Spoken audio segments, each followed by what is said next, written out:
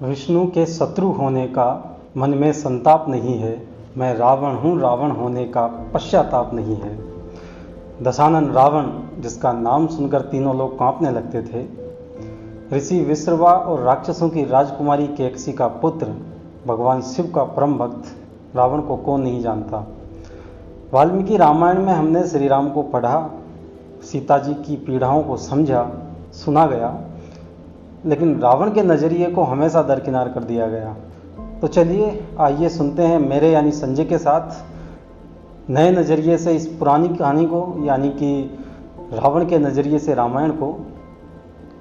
और कल्पना कीजिए कि रावण मृत्यु शैया पर पड़ा हुआ है और कहानी अपने जीवन की, अपनी यात्रा की इस तरह सुना रहा है अपने नज़रिए से। राम से द्वेष का समय कहाँ से शुरू होता है। रावण कहता है कि शूर्पणखा के अंग भंग पर कैसे चुप रह जाता, शूर्पणखा के अंग भंग पर कैसे चुप रह जाता, कुल की छिन्न भिन्न मर्यादा कैसे मैं सह जाता। ऐसे समय में धैर्य नहीं धरा करते हैं, योद्धा अपनी शान के बदले युद्ध चुना करते हैं। रावण ने बचपन में अपने नाना सुमाली से कहा था कि हट करना मेरी नीति का हिस्सा है, और जो मैंने एक बार ठान लिया उससे मैं पीछे नहीं हटता, चाहे परिणाम कुछ भी हो। माता सीता के अपहरण और श्री राम से युद्ध के निर्णय के बाद लोगों ने रावण को अहंकारी कहा, और रावण ने इस बात का प्रति उत्तर दिया कि अगर मैं अहंकारी हूँ तो क्यों हूँ, कि जिसको ब्रह्मा ने वरदानों से वारा हो, स्वयं विष्णु के अवतार ने जिसको उतारा हो, जो समर्थ है धन बल ज्ञान में उसको होगा, जो समर्थ है धन बल ज्ञान में उसको होगा। और जिसको नाम दिया रावण, जिसको रावण नाम दिया स्वयं शंभु ने, उसको दंभ नहीं होगा तो किसको होगा।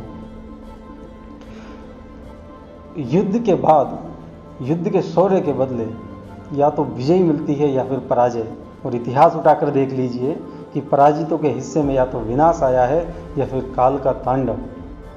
हर योद्धा अपने हिस्से का युद्ध चुनता है, तो रावण कहता है कि सिर्फ मेरे निर्णय पर ही बवाल क्यों, और मैंने युद्ध क्यों चुना, क्योंकि गर्वित हूँ कि कुंभकर्ण था भाई प्यारा, मोहित था कि इंद्रजीत था पुत्र हमारा, और एक से एक वीर थे लंका के दरबारी, एक से एक वीर थे लंका के दरबारी।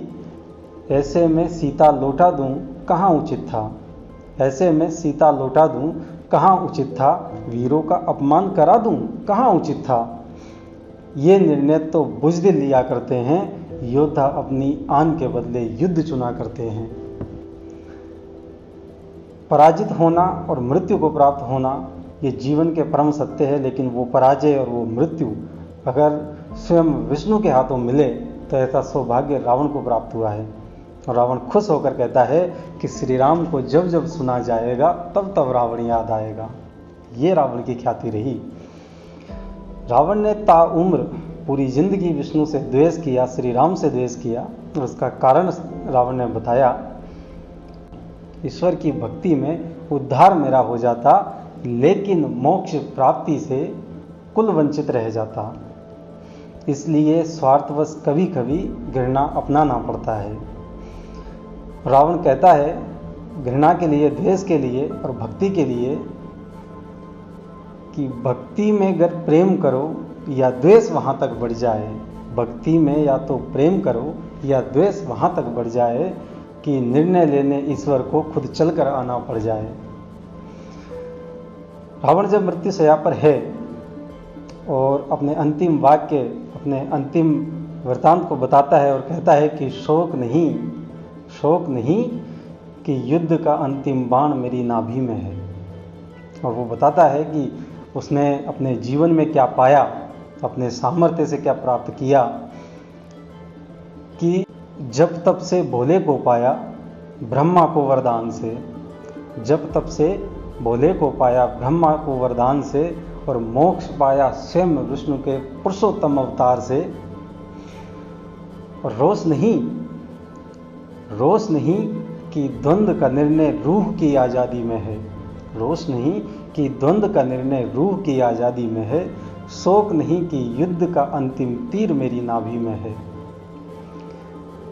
रावण जिसे जितने नज़रिए से देखा गया उसी नज़रिए से वो समझ में आया, जिस नज़रिए से समझा गया उस नज़रिए से समझ में आया। और ये जो नज़रिया था, ये जो दृष्टिकोण था, ये मेरा दृष्टिकोण था।